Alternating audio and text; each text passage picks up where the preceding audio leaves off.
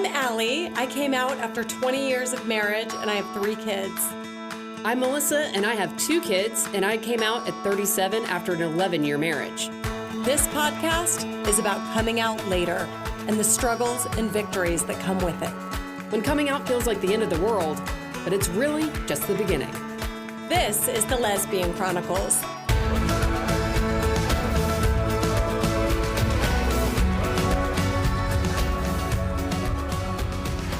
All right, welcome to the Lesbian Chronicles.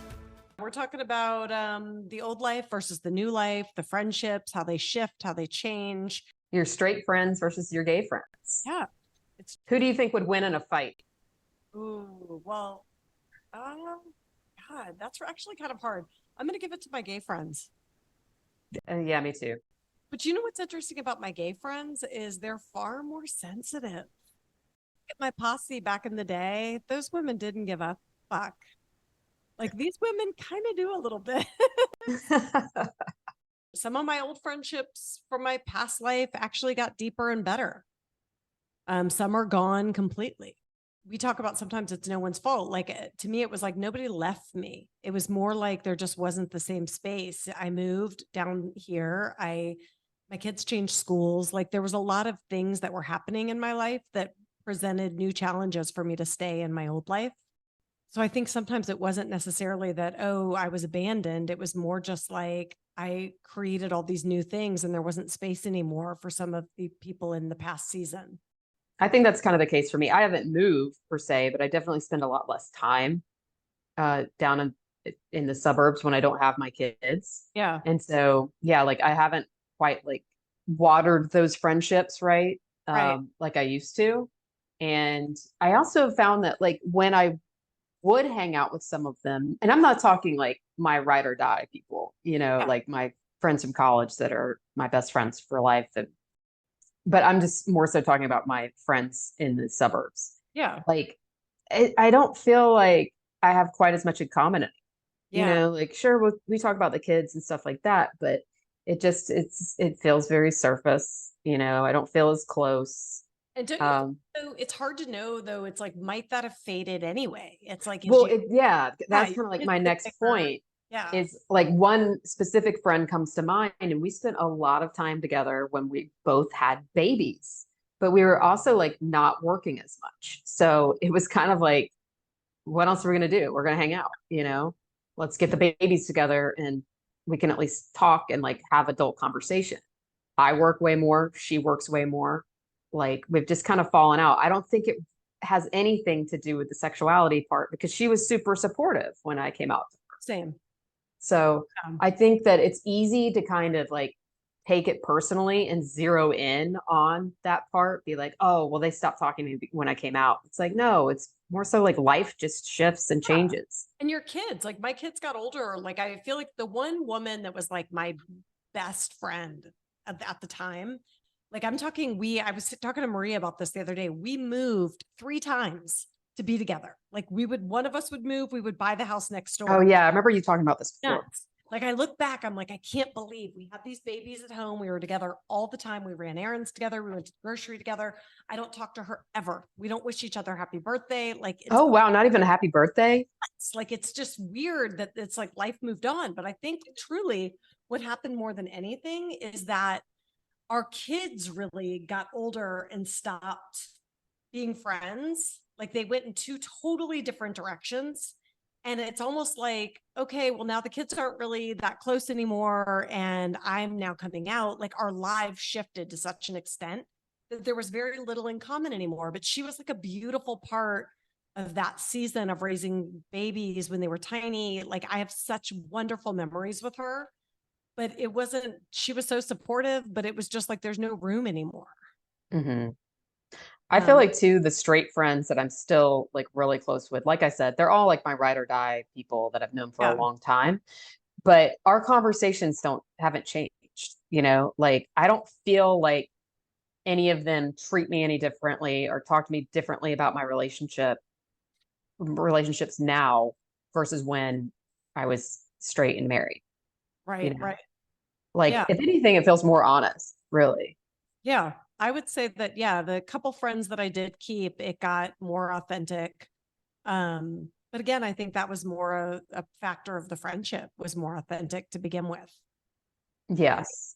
She was always someone, the girl that I'm thinking of right now, the woman is still my great friend, was my great friend back then, but just one of those really raw, authentic people like, how are you doing? And you would hear like the truth of it. Actually, this, and this completely suck right now. And, she was always just so real that it was easy to be friends with her regardless of anything. Yeah. And I think too, I mean, the same can be said for people like in the gay community as far as like friendships. Like some friendships feel really surface level. I'm not having like deep conversations with these people, but we're friends. And then there's other people where we're talking about everything, you Yeah. know? And those people are probably having deep conversations with someone else. You're just Exactly. Just not yeah, that person for them. for them. And that's okay. Like, I think that is true. And I don't, one thing that came up very recently, like in the last week in my relationship was, well, two things that Maria finally yesterday was like, do you kind of like, are you missing your old life or something? Like you've said a few things that like are making me kind of wonder whether you're missing your old life a little bit. And it had nothing to do with people but it was more a factor of like, my old neighborhood and like where I used to work out and like where I would like buy clothes or like go do things. I was driving back there to go shopping. And it was just like, I made the comment that there's just down in the city, there's nothing good compared to like Buckhead. Like it has it all. It has awesome places to It go. has it Like great shopping, wonderful great shootings. shopping. Yeah. Well, but I always felt like, I don't know, like stuff's better up there. My gym was nicer there. That's funny that you still want to go there because my personal opinion of Buckhead is it's unsafe. Like I truly don't like to go there. Like I haven't been to Lenox You're Mall thinking or of just Phipps. one place. You're thinking of Lenox Mall. The rest of Buckhead, I mean, you have to keep in mind that the the real estate in Buckhead is still the most expensive real Oh, estate in absolutely. Georgia. So That's where Elton John was living. thank you. Like, Elton John come was on. there. The celebrity, like it's not, you're talking about one little place where people go to shop is still Buckhead. Yeah. Not me personally, but I was just realizing that down where we live, there's not great anything. Like there's no great pool. There's no beautiful, like it's just, I don't know what it is. And I was expressing to her that like even the gyms down here are like a little grittier than like if you go up there where there's like beautiful, I don't know. I'm going to sound like such a weirdo, but that's kind of what I was expressing to her. I wasn't saying I missed it. I was just saying like, I kind of did want to go back there. I think it's kind of like you feel more comfy there. Yeah. You know, I kind of like this. I relate to it in the respect of like when I was in college and I lived in Milledgeville, Georgia, where there's not a lot going on, you know, especially on the weekends. A lot of people would go home. I felt way more comfortable like going home and shopping at like the places I was used to around Snellville, Gwinnett County, going to restaurants around there. Like, yeah, like I wasn't about to stick around Milledgeville for the weekend and do what? Shop where? Yeah. So I can understand that. And I haven't left where my marital community. So I still have the same gym and the same grocery store and all that stuff. So I think there's familiarity there, you know? People are going to blast me, I'm sure, but I just, like I live, where I live, like I live in the Kirkwood, Decatur vicinity. It's a great neighborhood. I would never choose to live anywhere else. I love where I live, but it is lacking in some of those ways. Like you're not going to find the same kind of restaurants that you would down up in Buckhead that you will down here. It's nothing personal. It's just, there's some great ones down here too. Yeah, absolutely. There's really great ones there. And sometimes I just like kind of miss the clean, not so gritty. But I love where I live. So I love both, but I think she hadn't heard me like express before that like I have nowhere to go to buy shoes. Like where do you go? Like there isn't anywhere down here. You have to go up there. You buy shoes like in person? Yeah. Yeah. Yeah. I order practically all of my clothes and shoes and everything online. I enjoy though the act of it. Like I'm one of those people that like I actually love a dressing room. I love trying on clothes. I love trying on. I love being with friends. That one friend that I was talking about, my straight friend that we are still very close. That's something we do together. She lives up there. So a lot of times like we'll get together just to do that. Like I Oof. enjoy that so That's much. where I like fall off on the like it's feminine spectrum. Like I don't like shopping with other people. Okay. Like I Isn't that want to something shop that you really alone. do?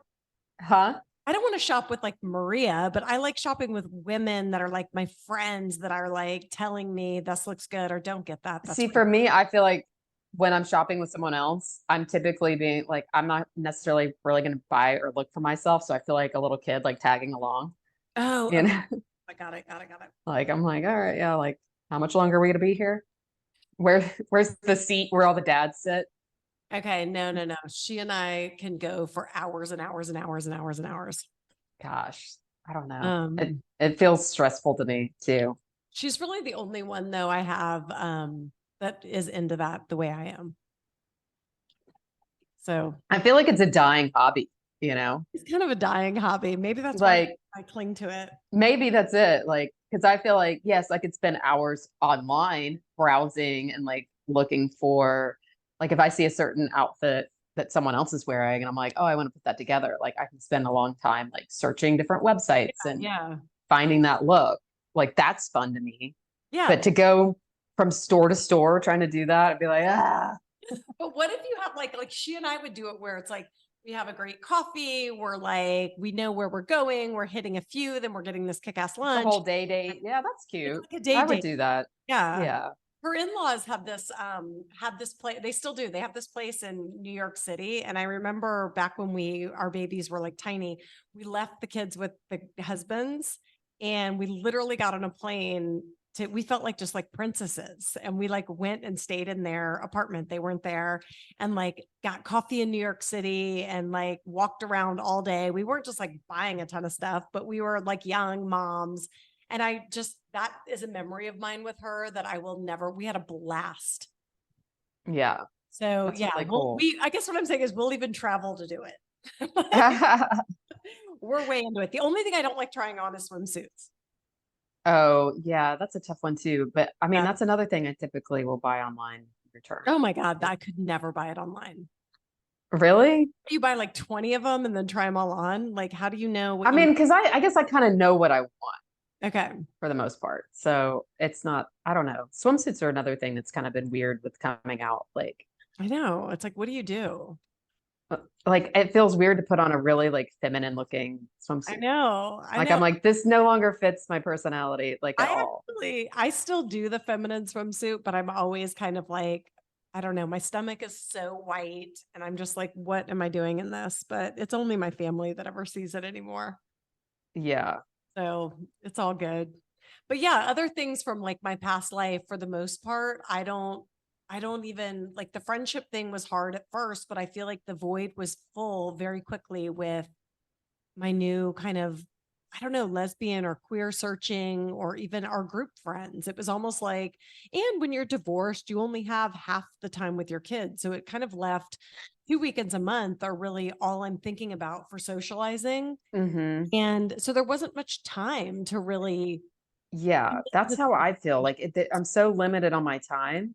right. And like just the other week, my best friend Tamara was like, "Oh, let's go to Helen for like a night. You know, it's Oktoberfest. I've never done the Oktoberfest thing up there." Yeah. And she's like, "Just pick a night and we'll go soon." And or like tell me what works for you. The only day that would work is like at the end of October, and then there's one in November. Oh And I God. sent her the November one at first, and she's like, "It's Oktoberfest, my friend. Yes, exactly. Only in October." Of October. And I'm like, damn it. Uh, So no, that yeah, is fun. So are you going to do it?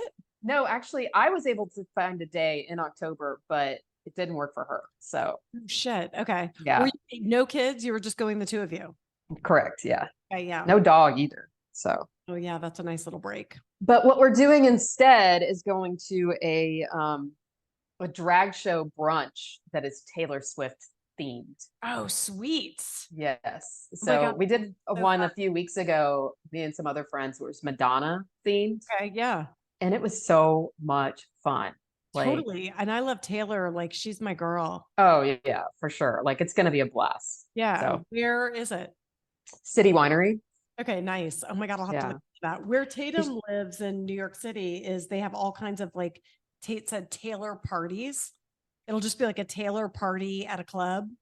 Like people, like they play Taylor music or I people think like it's like dress up Taylor like her. people might dress up. She's like, it's big in New York to have like Oh, these wow. Taylor parties. Are you a big Taylor Swift fan? Huge. Have you heard all the theories that she might be gay?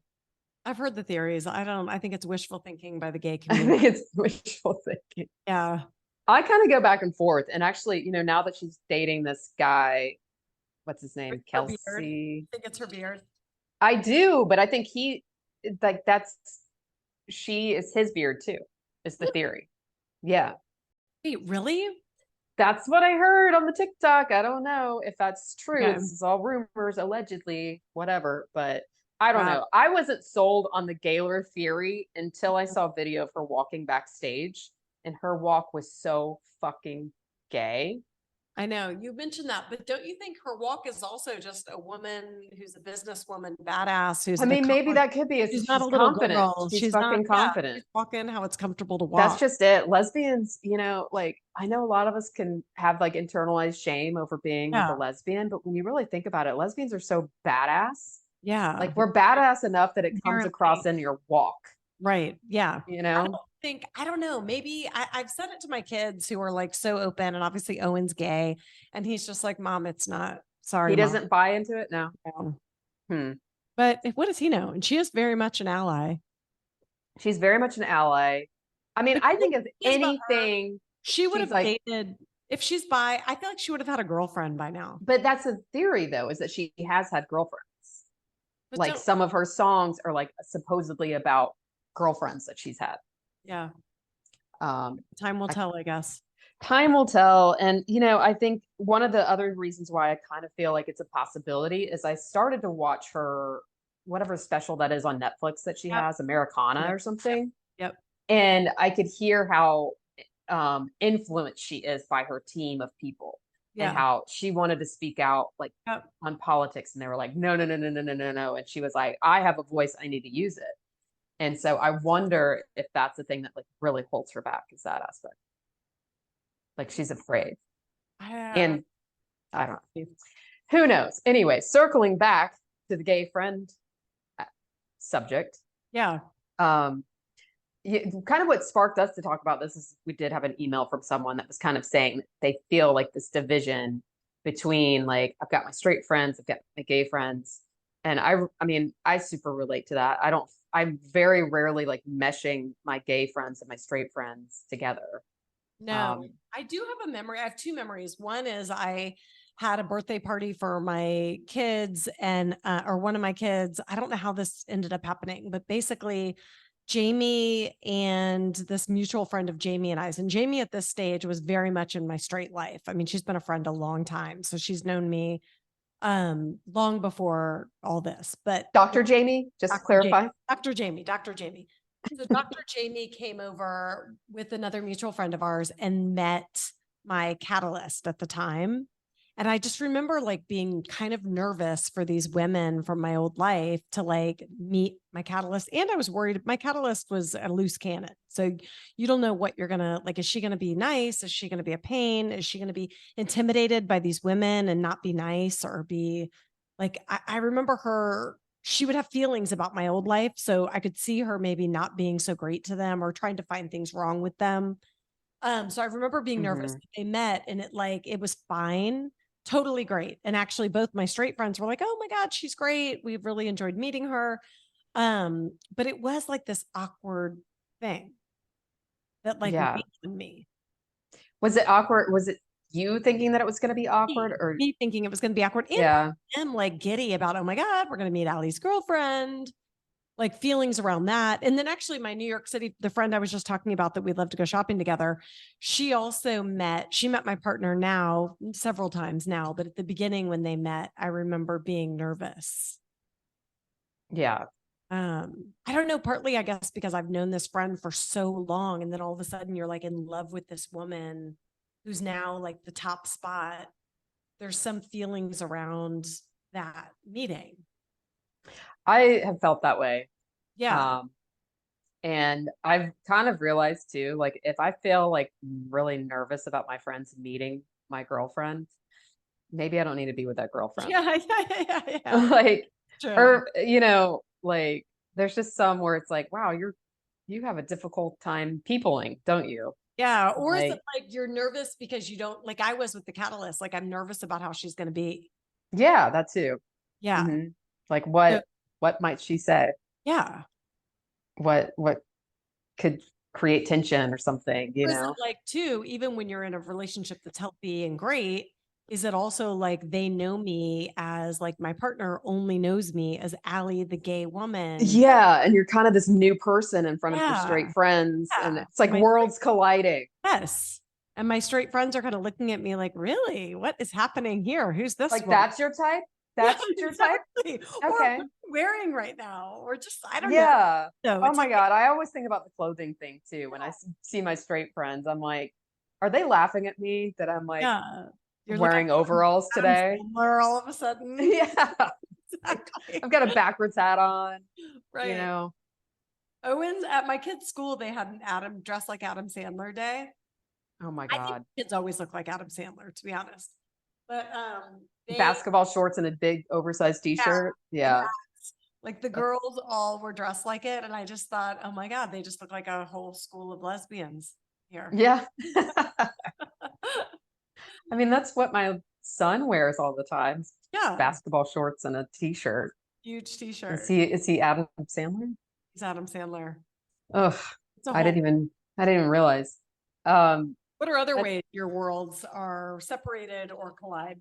well, one thing I was also thinking about, and I feel like I might have already mentioned this on the podcast a couple weeks ago, but I was talking to someone recently about like she was kind of afraid to go make friends in the gay community because she was worried kind of about how that would impact her straight friends. And I was like, it's not like an alien spaceship that comes down and like sucks you up into lesbian land and Yeah, you lose all your friends. right. But I kind of see where she's coming from, where it does feel like this division. Like we're saying, it's like sometimes we do have instances where straight and gay friends are there. It's usually something like a birthday, right? Like Right. some sort of special event or house party. But it is a little like there's a little bit of tension. But I think what it takes though is like really cultivating both areas of those friendships, both communities. Yeah. Like it is easy to get sucked into the lesbian community because it's so much fun. Like we've said before, we're having like realer conversations. We're kind of doing like more fun, like adventurous stuff. Right. It's Like, do you ever feel this sense of like, this has happened to me a couple times where once I was at Lennox Mall, my I favorite. ran into a friend from my old life. She was like a decent friend, somebody I probably talked to maybe on the phone every other week, but we had kids kind of the same age, and she knew a little bit about what was going on, and I could tell she was really inquiring minds want to know. And like we're standing there talking, and she's like trying to ask the question without asking the question.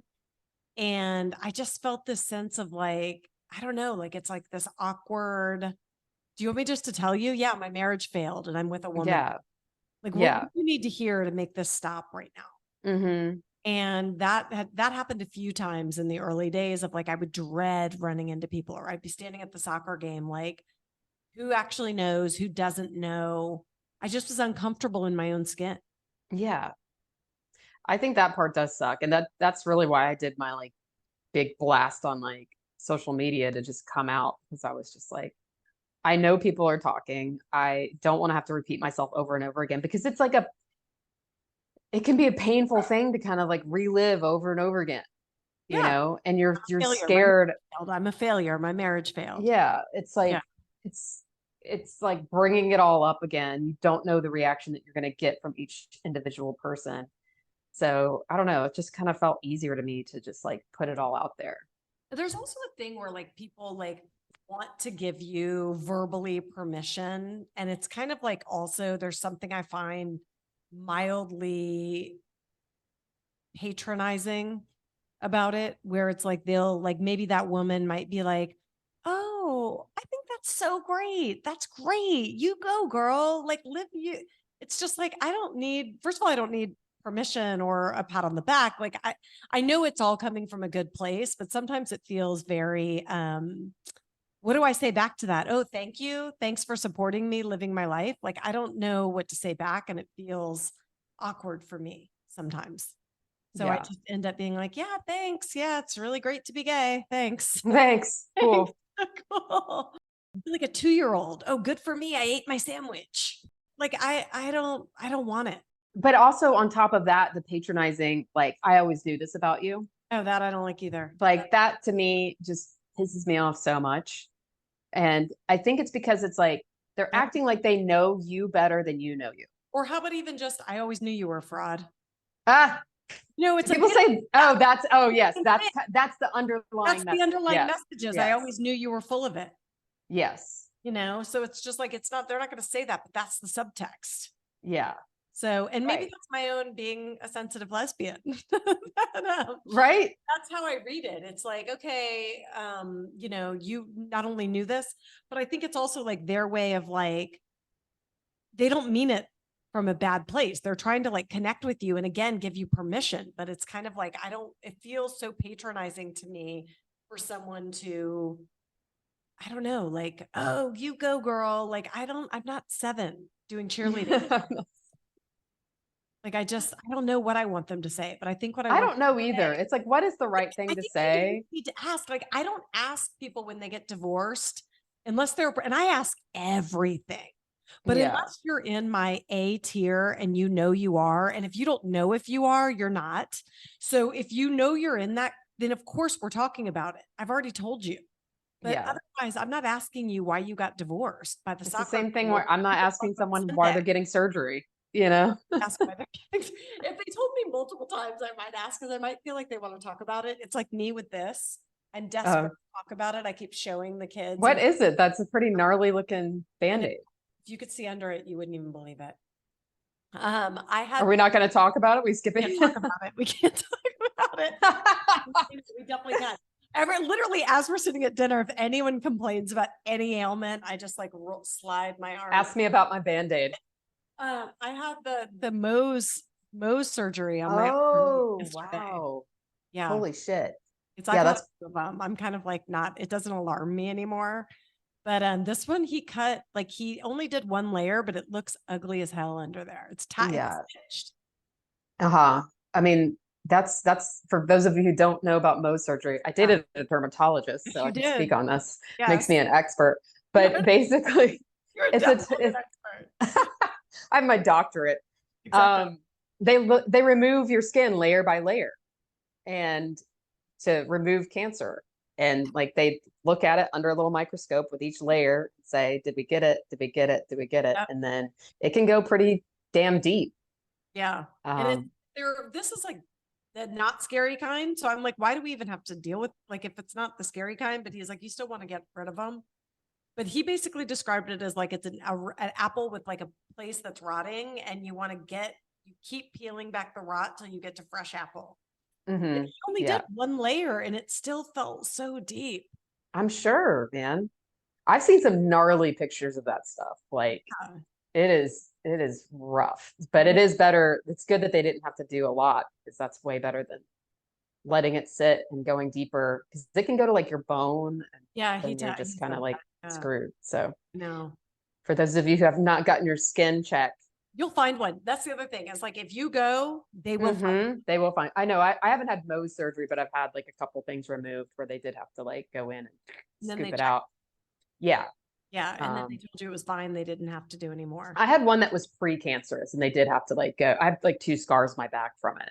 Okay. From 2 different ones. So it's one of those things too, where you can be like, oh, I'm fine. Like that mole looks normal. It's symmetrical, all that stuff. And they're still like, there's something wrong. So yeah. So anyway, I get checked. I'm a scaredy cat. So I go get checked. I also, have you heard of people doing, and I don't want to get on tangent, but the $99 heart scan?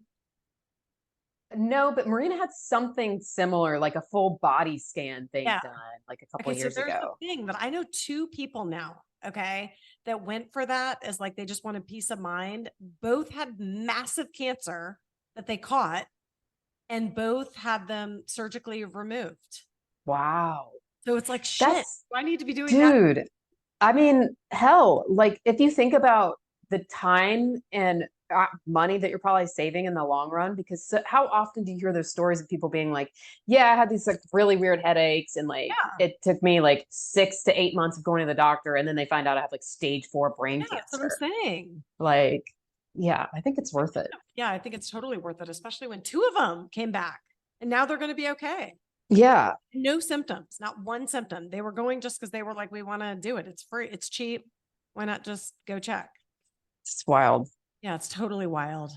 Did you ever find too, when you go to the doctor, like with those kind of scans, I would be like, they're just going to tell me how amazingly healthy I am. Yeah, always. Like, I want to be praised about my blood pressure every fucking time. I want to be praised about my blood pressure, and I want to be praised about how clean my teeth are.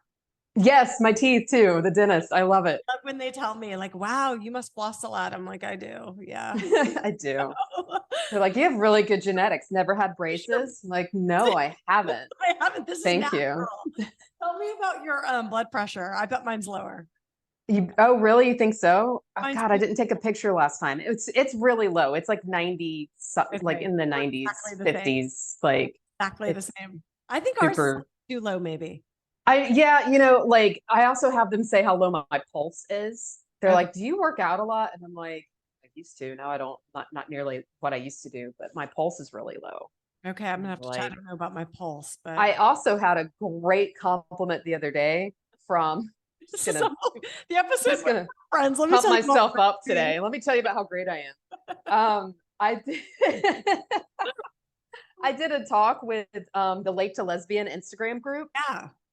She's got a late in life group going, like where people can join and like they Zoom together and stuff like that. And so I did like a talk.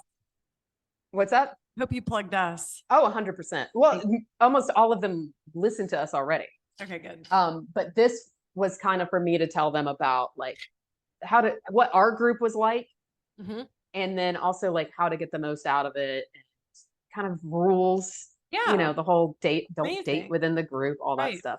But at the end, the host, Ansley, she told me that I have the most regulated nervous system. That's and I was like, whoa, like I love it. Like, yeah. Made me feel so good. That is actually a really nice nobody would say that about me. I think that it's impossible based on your astrological sign. Really? Yes. I will say though that based on my astrological sign, though, that people do tell me very often that I'm extremely disarming. Yes, you are. Like 100%. I feel like I'll take that too. Because you can ask someone the most intimate question and they're gonna answer you. No one is gonna be like people to feel really safe with me, because they are. Like I think that's just it. You kind of like lead it up to that, and then you spring this question. And it's like, well, I trust you. I trust you. You know what I was thinking about on these episodes that would be really fun to ask every guest is just this is like totally out of left field, but like a question that would be so curious to me is like to ask people at the very end, what celebrity would you sleep with? Ooh, yeah. Because I'm always curious around like just on the spot, who comes to mind for people? Who's yours? Well, I mean, I've said all mine. Demi Moore. I'm into a lot of people. You know who I'm into is the girl, I don't know her name, but the girl from Shameless, the sister that's like handles everything. It'll come to me. If you watch, I haven't really watched that show. I've heard really good things about it. Really pretty, but just cool, badass woman. Yeah. Into her. She kind of looks like Jamie, actually. Oh, okay. Anyway, how about you? The celebrity crush thing, it always comes to mind with Kate McKinnon. Oh, yeah. But like the funny thing is, I'm like, do I want to sleep with Kate McKinnon or do I want to be her best friend? Like, yeah. I can't. Sometimes she does look really like sexy to me, but I think if like, no matter of like sexuality, choose whoever, it would be Jennifer Aniston. Okay. Yep. Like, Yep. she's cute. She's got a great personality. She's funny. Yeah, I could see Sign that. me up. I could see that. So That's a yes, please. That's a firm. that's a yes, please. So Jennifer Aniston, if you're listening, Yeah, go ahead and go. You got a chance. She's saying there's a chance. slide into my DMs, please. Idea.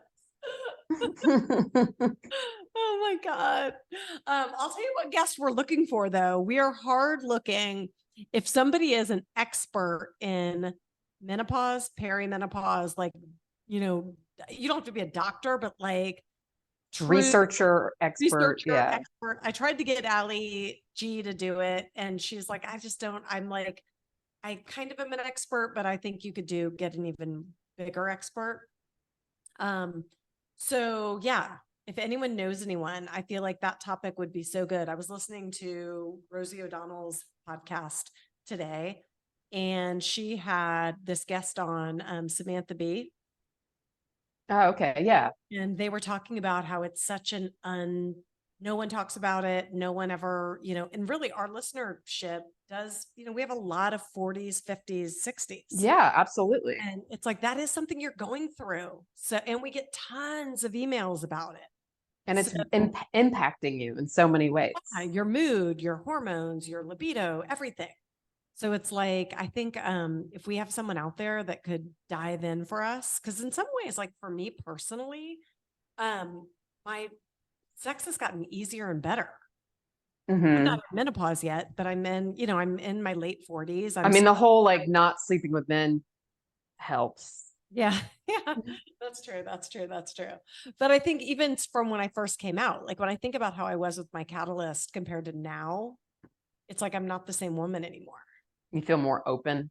Yeah. I just feel like she would have been like, who the hell's this? Where was this? Where was this? Come on, rewind.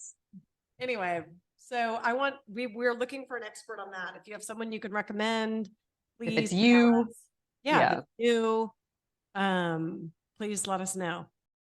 Yes. Oh my God. Yes. Alli.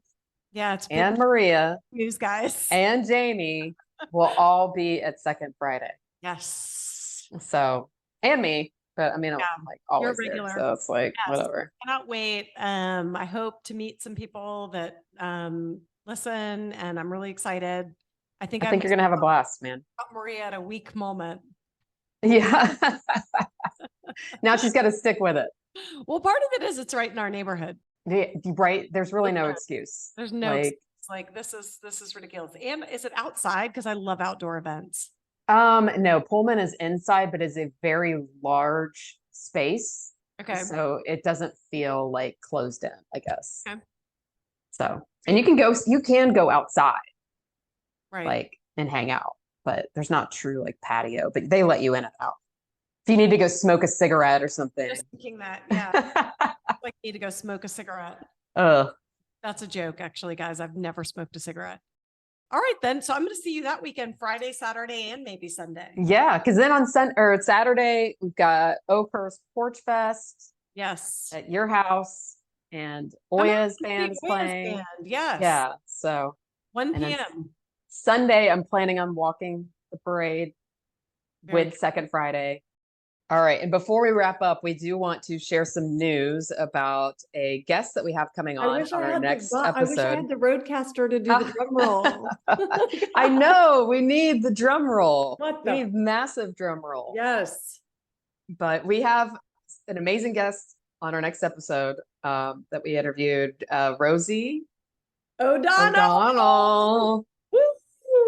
So exciting. I got to hand it to my friend Melissa on scoring this interview. And let's tell them the funny story about when I woke up this morning.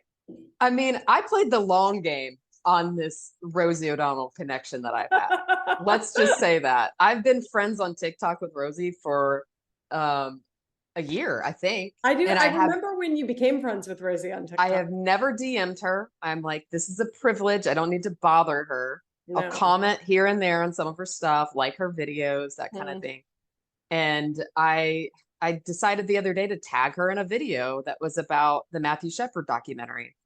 And I'm just like, I want her to know that like I appreciated her taking part in the documentary, and also it's a great documentary.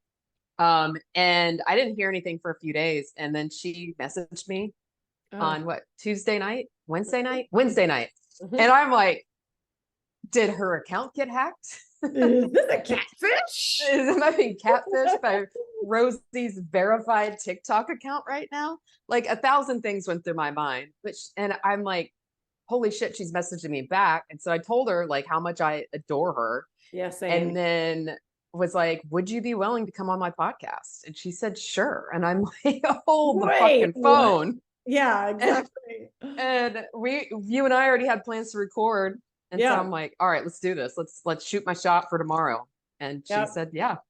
And what's amazing is, so I wake up, I go to bed earlier, as everyone knows, earlier than Melissa. So I went to bed, nothing. And then in the morning, I wake up very early, 6:30. And I see a message from Melissa that says, you'll never believe who's coming on the podcast today. And I'm like, oh, because it's 6:30. I know I'm not going to get you for another 2 hours. I'm like dying. But anyway, good score. And I just am so appreciative that you sent the DM.